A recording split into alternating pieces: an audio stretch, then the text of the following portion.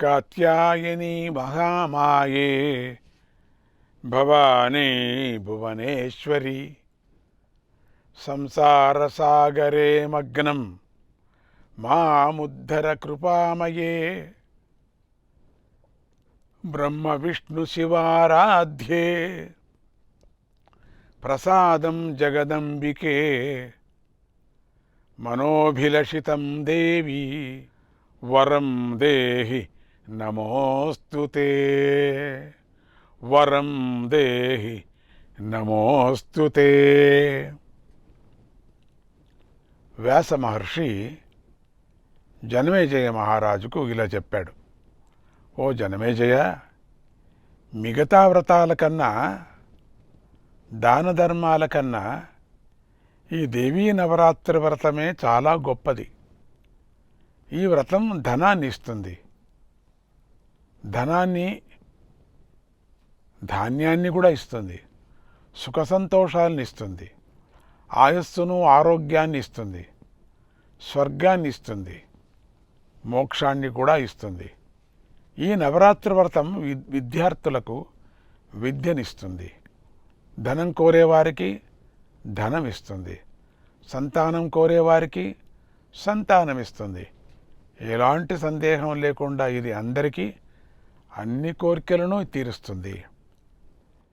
నవరాత్రి వ్రతం ప్రోక్తం నకృతం గేన భూతలే స కథం విభవం ప్రాప్య మోదతే చ తథా దివి.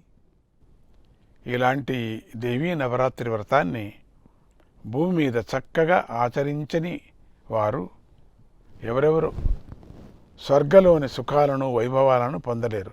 ఎవరు ఆచరించలేరో ఎవరు వాళ్ళకి ఈ జన్మలో రోగంతో పీడించబడటానికి, ధనలక్ష్మి లేక దారిద్ర్యాన్ని అనుభవించటానికి, సంతానం లభించకపోవటానికి కారణం గత జన్మలో వారందరూ అమ్మవారిని పూజించకపోవటమే.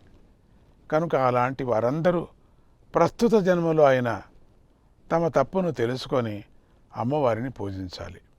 అలాగే మాకు ఇహలోనూ పరలోనూ దివ్యమైన భోగాలు కావాలి అనుకునే వారందరూ కూడా అమ్మవారి పూజను తప్పనిసరిగా చేసే తీరాలి. ఎందుకంటే త్రిమూర్తులు, అష్టదిక్పాలకులు, సకల దేవతలు చండికాదేవిని అర్చిస్తున్నారు. ఇక మానవ మాత్రుడు అర్చించకపోతే ఎలా? అర్చించి తీరాలి. మనకన్నా అధికులైన దేవతలు, పితృదేవతలు సంతోషించి అనుగ్రహించాలన్నా కూడా అమ్మవారి యొక్క స్వాహ, స్వధ అనే నామాలనే స్మరించాలి. ఆ నామాలతో చేసిన యజ్ఞయాగాదులకే దేవతలందరూ సంతోషిస్తారు. భక్తులను కోరిన కోరికలు తీరుస్తారు. విశేషంగా అనుగ్రహిస్తారు. ఇలా అమ్మవారి దయ ప్రసరించటం వల్లే బ్రహ్మదేవుడు సృష్టిస్తున్నాడు. విష్ణుమూర్తి రక్షిస్తున్నాడు. శివుడు కల్పాంతంలో హరిస్తున్నాడు. ఈ సృష్టిలో దేవి అంశలేని పదార్థం లేదు, ప్రాణి లేదు. అలాంటి చాముండీదేవిని నవరాత్రా దీక్షతో అర్చిస్తే మహాపాతకాలు తొలగిపోతున్నాయి. సుఖ సంతోషాలు వృద్ధి చెందుతాయి. ఇందులో ఏమాత్రమూ సందేహం లేదు. ఈ దేవీ నవరాత్రి వ్రతానికి సంబంధించిన సుశేలుడనే ఒక భక్తుడి కథను చెబుతున్నాను విను. పూర్వము కోసల దేశంలో సుశేలుడనే ఒక వైశ్యుడు ఉండేవాడు. అతడెప్పుడూ సత్యమే మాట్లాడుతూ ఉండేవాడు. శాంతంగా ఉండేవాడు. అతడికి దగాలు చేయటం, మోసాలు చేయటం తెలియవు. అతడందరికీ దాన ధర్మాలు చేస్తూ ఉండేవాడు. అతడికి అసూయ లేదు. ఎప్పుడూ అందరి పట్ల దయ కలిగి ఉండేవాడు. మంచి గుణాలతో నడుచుకుంటూ ఉండేవాడు. ఇలా ఎన్ని మంచి లక్షణాలు గల అతడిని అందరూ సుశీలుడు అని పిలిచారు. ఈ విధంగా అతడు గుణాలలో పెద్దే కానీ ధనంలో మాత్రం పెద్దగా లేకపోయాడు. అంటే ఆ సుశీలుడు నిరుపేద. అతడి వద్ద ధనం లేదు. అతడింట్లో పెద్దమ్మ లక్ష్మీదేవి అక్కగారు తిష్ట వేసుకొని కూర్చుంది.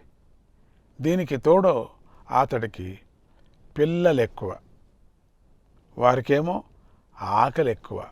అందుచేత సుశీలుడు ధనం లేకపోవటం చేత నానా ఇబ్బందులు పడ్డాడు. భార్యను బిడ్డలను పోషించలేకపోయాడు. అడవికి వెళ్ళి పళ్ళు ఏరుకొని తెచ్చుకొని అందరికీ ఒక్కొక్క పండు ఇచ్చి మంచినీరు త్రాగి బ్రతుకు బండిని నడుపుకుంటూ వచ్చాడు.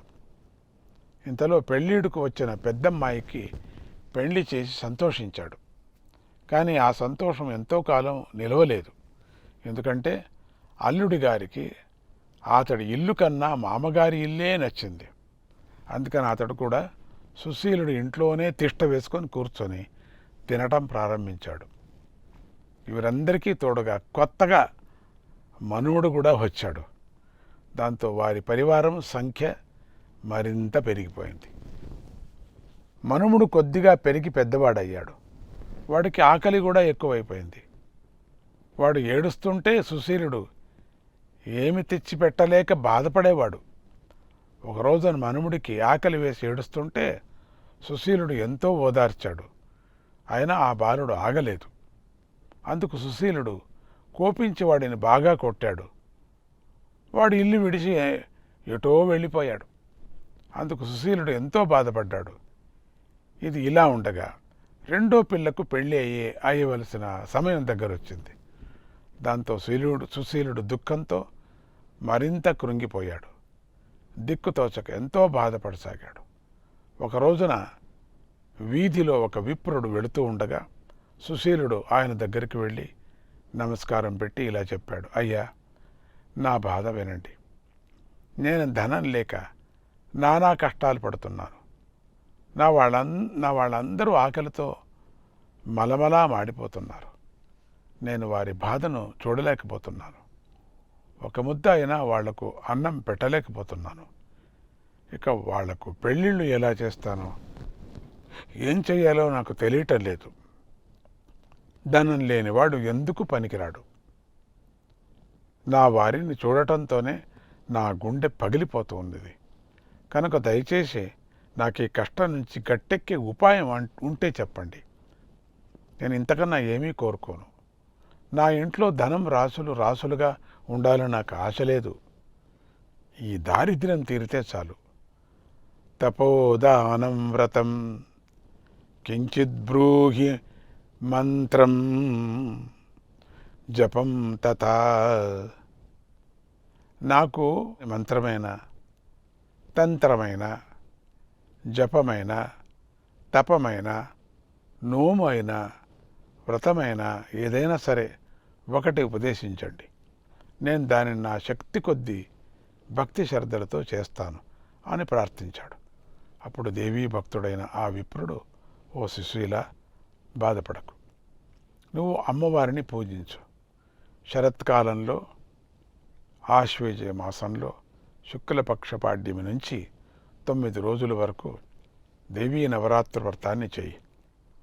పూర్వం శ్రీరాముడి దండకారణ్యంలో సీతాదేవిని పోగొట్టుకున్నప్పుడు ఈ దేవీ నవరాత్ర వ్రతాన్ని చేశాడు. అమ్మవారి అనుగ్రహంతో రాముడు రావణాసురుణ్ణి వధించి తిరిగి సీతాదేవిని పొందాడు. సిరి సంపదలను పొందాడు. సామ్రాజ్యాన్ని పొందాడు. అందుచేత నువ్వు కూడా దేవీ నవరాత్రి వ్రతాన్ని చెయ్యి. నీ దారిద్ర్యం తొలగిపోతుంది. నీ కోరిక తీరుతుంది. నీకంతా శుభం జరుగుతుంది అని అమ్మవారి మాయాబీజ మంత్రాన్ని ఉపదేశించాడు. దానిని సుశీలుడు గ్రహించాడు. నిష్టగా 9 సంవత్సరాలు దేవీ నవరాత్రి వ్రతాన్ని ఆచరించాడు. 9వసారి నవరాత్రి వ్రతాన్ని ఆచరిస్తున్నప్పుడు అష్టమి రోజు రాత్రిపూట అమ్మవారు అతడికి కలలో దర్శనమిచ్చి అతడికి అనేక వరాలిచ్చింది. దాంతో అతడి కోరికలన్నీ తీరాయి. ఇది దేవీ నవరాత్రి వ్రతం యొక్క మహిమ. ఎలాంటి కష్టాలైనా ఈ వ్రతం తొలగిచ్చేస్తుంది అని ఉపదేశించాడు వ్యాస భగవానుడు. అందుచేత అందరూ ఈ నవరాత్రులలో భక్తి శ్రద్ధలతో ఆ సేవలంతా చేసుకోండి. అమ్మవారి అనుగ్రహం మీపై ప్రసరించి మీ సమస్యలన్నీ తొలగుతాయి, మీ కోరికలన్నీ తీరుతాయి. శ్రీమాత్రే నమః.